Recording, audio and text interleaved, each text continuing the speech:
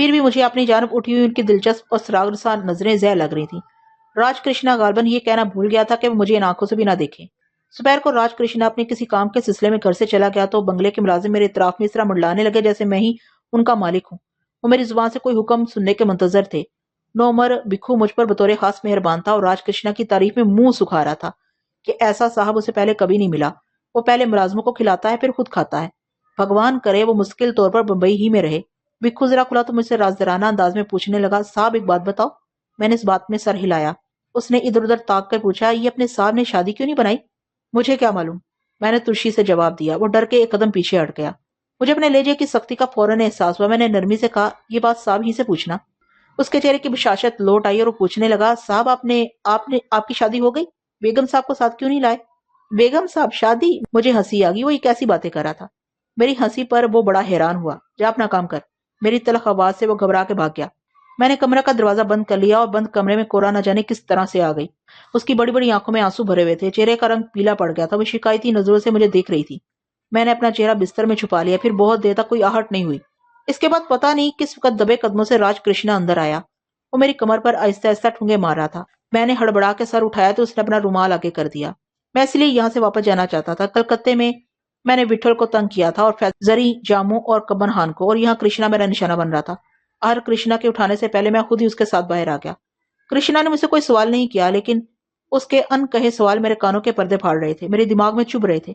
کرشنا نے جب یہ کہا کہ مجھے سیر کے لیے لے جانا چاہتا ہے تو میں نے انکار نہیں کیا۔ ہم دونوں کپڑے بدل کے گاڑی میں بیٹھ کے مجھے ممبئی کی سڑکوں پر گھماتا رہا۔ ان میں بہت سی سڑکیں، بہت سے فٹ پاتھ میرے جانے پہچانے تھے۔ کرشنا ایک طویل سفر کر کے دادر کے علاقے میں آ گیا، اسی ریستوراں کے قریب جس کی پچھلی گلی میں ابا جان رہتے تھے، جہاں اب صرف ان کا سامان ایک کوٹری میں بند پڑا تھا۔ میں نے سوچا راج کرشنا سے چند لمحوں کی اجازت لے کر مولوی اکرم کے پاس جاؤں، ان سے کوٹری کی چابی لے کر ابا جان کا سامان ٹٹولوں۔ شاید کسی کی تصویر مل جائے۔ تصویر بھی نہ ملی تو وہ چیزیں تو ہوں گی جنہیں گھر کے لوگوں نے بار بار استعمال کیا ہوگا۔ ممکن ہے کوئی کام کی چیز مل جائے، پرانی کاپیاں، کتابیں تو ہوں گی جن پر وہ سب لکھتے ہوں گے، مگر انہوں نے اس افراتفری میں بھلا کیا پڑھا لکھا ہوگا؟ آج یہاں کل وہاں۔ ابا جان پر بھی کورا کا اثر پڑا۔ نہ وہ اپنے سامان میں یہ کاغذات لاتی، نہ ابا جان یوں در بدر مارے مارے پھرتے۔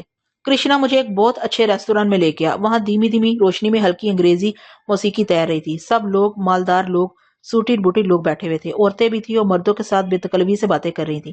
ایک طرف غیر ملکی موجود تھے۔ ریستوران میں خاصی بھیڑ تھی۔ ہمارے دال ہوتے ہی ایک بادب بیرے نے ہمیں ایک میز پر بٹھا دیا۔ یہاں بہت سکون تھا، کسی کو کسی کی بات سنائی نہیں دیتی تھی۔ راج کرشنا نے مجھ سے سرگوشی میں پوچھا، جی لگ رہا ہو تو بیٹھیں ورنہ کہیں اور چلیں؟ میں نے کہا ٹھیک ہے، یہ جگہ بہت پرسکون ہے، کھانا کھاؤ گے؟ اس نے مسکرا کر پوچھا۔ کچھ کھانا کیا ضروری ہے، میں نے تذبذب سے جواب دیا۔ یہ ماحول میرے لیے بالکل نیا ہے، مجھے یہاں کے طور طریقے معلوم نہیں تھے۔ ممکن ہے یہاں آنے کے بعد کھانا ضروری ہوتا ہو۔ نہیں، ہم یہاں کچھ پی بھی سکتے ہیں، بھوک لگ رہی ہو تو کچھ منگوائیں؟ وہ غیر رسمی انداز میں بولا۔ اس کے خیال سے خاموش ہی رہا۔ کرشنا نے انگلی کے اشارے سے منتظر بیرے کو قریب لایا۔ تھوڑی دیر میں ہماری میز بھری ہوئی تھی، لیکن میری نظریں ادھر ادھر گھوم رہی تھیں۔ ہر جگہ یہی ہوتا تھا، ہر جگہ مجھے یہ گمان ہوتا جیسے وہاں مجھے مولوی صاحب یا کورا، ابا جان یا گھر کا کوئی اور آدمی نظر آ جائے گا۔ کیا دیکھ رہے ہو؟ کرشنا نے اپنے لبوں پر تبسم بکھیرتے ہوئے کہا۔ کچھ نہیں، میں نے ہکلا کر جواب دیا، لوگوں کو دیکھ رہا ہوں۔ یہ اس شہر کا بہت مشہور ریسٹورینٹ ہے، یہاں تمام بڑے بڑے لوگ آتے ہیں۔ اصل میں اس کی حیثیت ایک کلب جیسی ہے، دولت حسن میں اور اضافہ کر دیتی ہے، اور یوں کہنا چاہیے کہ دولت حسن کا سنگار ہے، میک اپ کا سامان ہے۔ دولت کے بغیر حسن آدھا رہ جاتا ہے۔ تم نے دیکھا ہر عورت کے بدن پر قیمتی ساڑی ہے، اور زیور بھی کچھ کم قیمت کا نہیں ہے۔ زیور کے ذکر پر مجھے فوراً اپنی مالا کا خیال آیا اور میرا ہاتھ خود بخود گریبان پر چلا گیا۔ مالا میری گردن میں موجود تھی۔ میں نے اطمینان کی گہری سانس لی۔ راج کرشنا کی باریک بھی آنکھوں سے میرا یہ لمحاتی اضطراب چھپا نہ رہ سکا۔ میں کسی چور کی طرح اسے نظریں چرانے لگا۔ ان لوگوں کی دنیا مختلف ہے، کرشنا نے اپنی بات جاری رکھی۔ یہ غم کو پاس نہیں پڑکنے دیتے۔ دکھ دور کرنے کے لیے انہوں نے بہت سے علاج دریافت کر لیے ہیں۔ سب سے بڑا علاج خود دولت ہے، چنانچہ یہ دن بھر دولت کمانے میں مصروف رہتے ہیں، اور شام ہوتی ہے تو اسی دولت سے دکھوں کی دوا خریدتے ہیں۔ یہ ریستوراں بھی ایک شفاخانہ ہے، یہ میزیں اسپتال کے بیڈ سمجھو، یہ بیرے ڈاکٹر، اور یہ غذائیں دوائیں ہیں۔ موسیقی غذا ہے، اچھا لباس پہننا، گانا، ناچنا، سیر سپاٹا، یہ سب دکھ کی دوائیں ہیں۔ اس سے ثابت ہوتا ہے کہ آدمی کو پہلے دولت کا دامن پکڑنا چاہیے، لیکن یہاں بہت سے ایسے بھی ہیں جنہیں صرف دولت کمانا آتا ہے، اسے حرچ کرنا نہیں آتا۔ جس طرح بیمار کو اچھے ڈاکٹر کی ضرورت ہوتی ہے، اس طرح دولت کو اچھے مشاغل کی، ورنہ دولت بہت بڑا دکھ بن جاتی ہے۔ ناسور، میری باتوں سے بور تو نہیں ہو رہے ہو؟ اس نے رک کر میری آنکھوں کا جائزہ لیتے ہوئے پوچھا۔ نہیں، میں نے چونک کر کہا، آپ بہت اچھی باتیں کر رہے ہیں۔ اگر تم نے سننے کا یہی اشتیاق ظاہر کیا تو میں آئندہ اور اچھی باتیں کروں گا۔ وہ ہنس کر بولا، اچھی باتیں ایک اسکول ایک کتاب کا درجہ رکھتی ہیں۔ جی ہاں، میں نے مستعدی سے کہا، لیکن ابھی میں نے اپنا جملہ مکمل بھی نہیں کیا تھا کہ گندمی رنگت کا ایک موٹا تازہ شخص اسی رنگت کی ایک دبلی پتلی چشمے والی عورت اور اوسط بدن کی ایک نوجوان سرخ و سفید لڑکی کے ساتھ ہماری میز پر آیا۔ کرشنا نے اپنی نشست سے اٹھ کر اس سے گرم جوشی کے ساتھ مصافحہ کیا۔ رستم جی بمبئی کے معزز شخص، مسز رستم اور ان کی بیٹی نورین رستم۔ کرشنا نے مجھ سے ان کا تعارف کرایا اور مجھے ان سے متعارف کرایا۔ رستم جی نے ملائم لہجے میں کرشنا سے پہلے مجھ سے میری خیر خبر پوچھنے میں وقت صرف کیا۔ مجھے اپنے بارے میں کچھ بتاتے ہوئے جھجک ہوئی۔ کرشنا نے درمیان میں دخل دے کر تمام باتیں اپنے ہاتھ میں لے لی اور میری طرف سے بتانے لگا کہ میں ایک زمیندار کا بیٹا ہوں۔ میرا مرحوم بڑا بھائی اس کا ہم جماعت تھا۔ اس نے میرے سلسلے میں ادھر ادھر کی دو چار باتیں کر کے موضوع ہی بدل دیا۔ وہ سب کسی کلب کے بارے میں گفتگو کرنے لگے۔ ایسا معلوم ہوتا تھا جیسے وہ روز ایک دوسرے سے ملتے رہتے ہیں، اور آج منگل کی وجہ سے کلب بند ہے، اسی لیے تو اس ریستوراں میں آ گئے ہیں۔ راج کرشنا سچ کہتا تھا، وہ دنیا کے کسی دکھ میں گرفتار نہیں تھے، بات بات پر ہنسنے لگتے تھے جیسے ہنسی کے لیے تیار ہی بیٹھے ہوں۔ رستم جی کی بیوی مجھے چپ دے کر حیران ہوئی اور مہذب لہجے میں پوچھنے لگی، آپ کچھ بول نہیں رہے؟ جی، میں نے ہچکچاہٹ سے کہا، میں کیا بولوں؟ بمبئی میں نئے نئے ہیں، راج کرشنا نے پھرتی سے کہا۔ ویسے یہ مت سمجھیے گا کہ انہیں بولنا نہیں آتا، جب باتوں پر آئیں گے تو سب کو ہرا دیں گے۔ آپ انہیں ہمارے ہاں لائیے، نورین رستم نے کہا۔ اس کی آواز زری کی طرح بہت بھلی تھی۔ میرا خیال ہے آپ کل رات کا کھانا ہمارے ساتھ کھائیے، اس نے اپنے باپ کی طرف تائیدی نگاہوں سے دیکھتے ہوئے کہا۔ رستم جی اور ان کی بیوی نے بھی یہی اصرار کیا، مگر کرشنا نے اپنی مصروفیت کا عذر کر کے معذرت کر لی۔ آپ ٹال رہے ہیں کرشنا جی، نورین نے شوخی سے کہا۔ کرشنا بہت مصروف آدمی ہے نورین، تمہیں دنیا کا کچھ پتا نہیں ہے، ان کی آمد سے شہر میں ہلچل مچی ہوئی ہے۔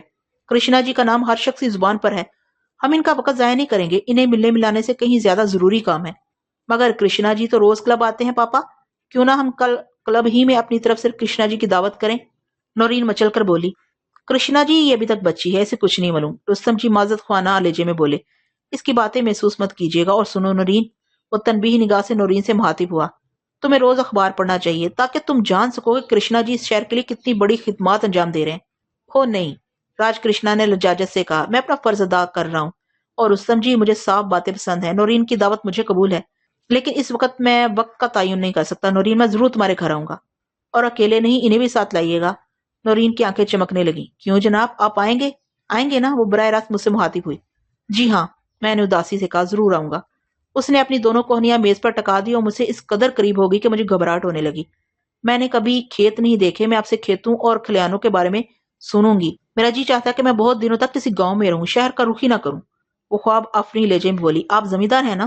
جی، میری سمجھ میں نہیں آیا کہ اسے کیا جواب دوں۔ اس کے بال سنہرے، دانت سفید، چھوٹے چھوٹے اور نقش و نگار تیکھے تھے۔ باتوں میں شوخی تھی، وہ بات کرتی تو دانتوں کے ساتھ مسوڑوں کا سرخ گوشت بھی ذرا سا نظر آ جاتا تھا، لیکن مجھے اس کی بے تکان باتوں اور اس قدر قربت سے الجھن ہونے لگی۔ رستم جی سے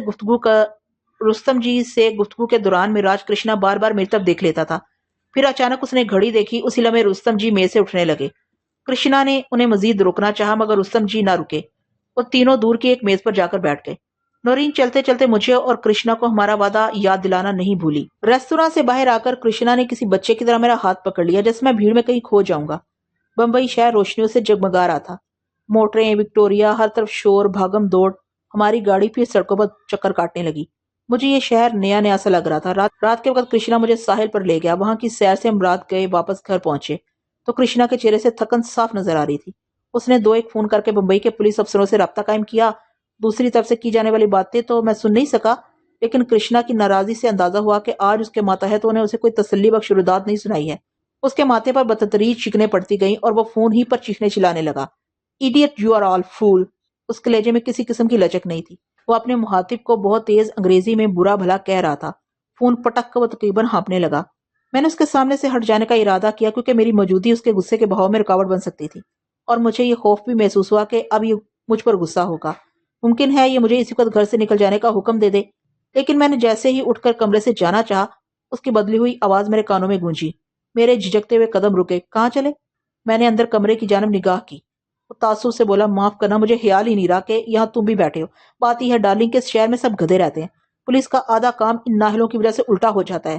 پولیس میں ایک دم پرفیکٹ آدمی بھرتی کرنے چاہیے۔ بہرحال چھوڑو، یہ بتاؤ کچھ حال وغیرہ تو ٹھیک ہے؟ کیسا محسوس کر رہے ہو؟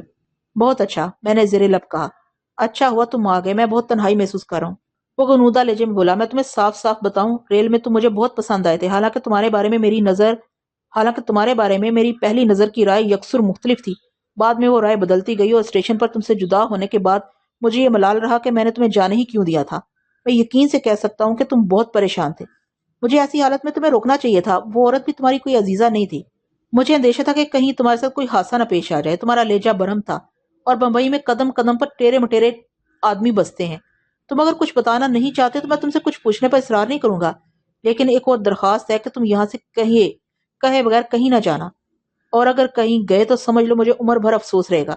میری درخواست ہے کہ تم اسے کسی قسم کی اجنبیت نہیں برتو گے، سمجھے؟ میں اس بات کی تکرار اس لیے کر رہا ہوں کہ یہاں تمہیں کوئی گھٹن محسوس نہ ہو۔ اگر تم مجھ سے کسی فرمائش کا اظہار کرو گے اور مجھے اپنے دکھ درد میں شریک کرو گے تو مجھے خوشی ہوگی۔ میری طرف سے تم پر کوئی پابندی نہیں ہے، میرا وعدہ ہے کہ تم جب تک خود نہیں کہو گے میں تمہارے کسی معاملے میں دخل نہیں دوں گا۔ کرشنا جی، میری آنکھوں سے برداشت نہیں ہوا۔ میں اپنے آپ سے ڈرتا ہوں۔ میرا خیال ہے کہ اگر میں یہاں رہا تو آپ مجھ سے عاجز آ جائیں گے۔ آج آپ نے دیکھ ہی لیا، میں نے ریستوران میں آپ کے ملاقاتیوں کے سامنے چپ رہ کر آپ کو کتنا شرمندہ کیا ہے۔ میرے کانوں اور منہ میں جان ہی نہیں ہے، میں نہ کچھ سننا چاہتا ہوں نہ بولنا۔ ٹھیک ہے، میں تمہیں سننے اور بولنے پر مجبور نہیں کروں گا۔ خاموشی کے لیے یہ جگہ بہت مناسب ہے، لیکن دوست، تم نے اس دنیا کا مشاہدہ اپنے حواس سے کیا ہے۔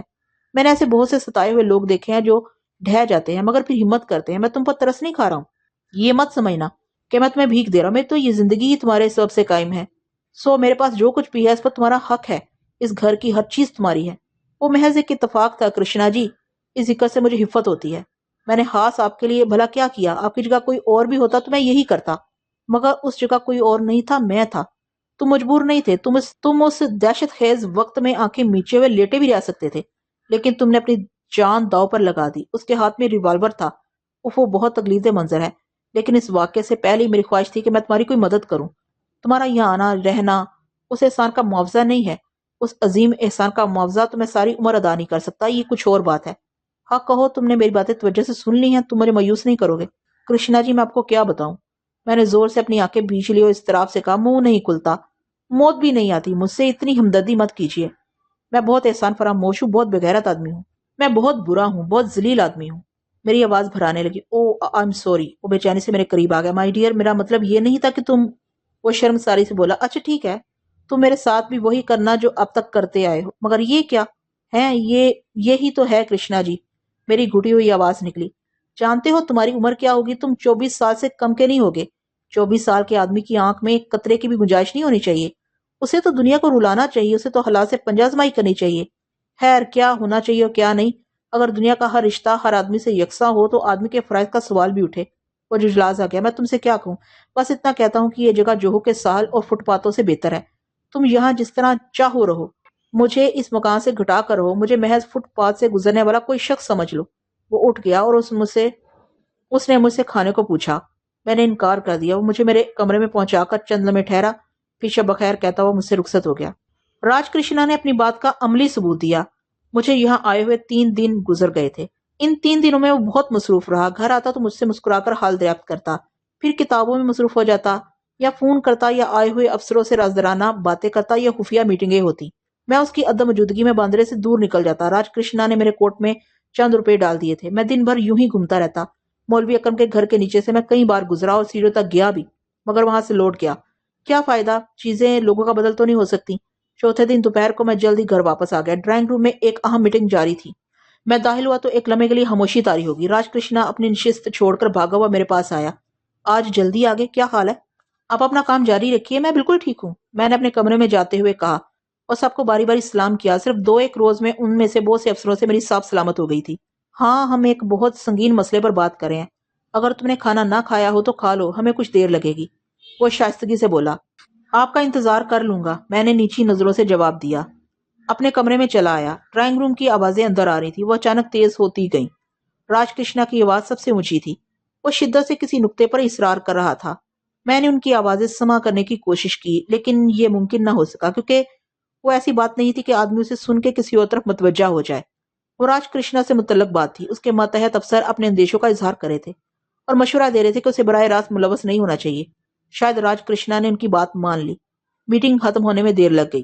وہ لوگ چلے گئے تو راج کرشنا میرے پاس آ گیا۔ اس کے ماتھے پر سلوٹیں پڑی ہوئی تھیں۔ میں نے گزشتہ 3 روز میں اسے اس کیفیت میں نہیں دیکھا تھا۔ اسے کچھ پوچھنے کی ہمت نہیں ہوتی تھی کیونکہ میں اپنی باتیں اسے کب بتاتا تھا۔ پھر بھی میں نے تبھی زبان میں اس سے اس کی پریشانی کی وجہ پوچھی۔ کچھ نہیں، وہ لاپرواہی سے بولا، کہتے ہیں کہ یہ بمبئی ہے۔ لیکن بمبئی ہے تو کیا ہوا؟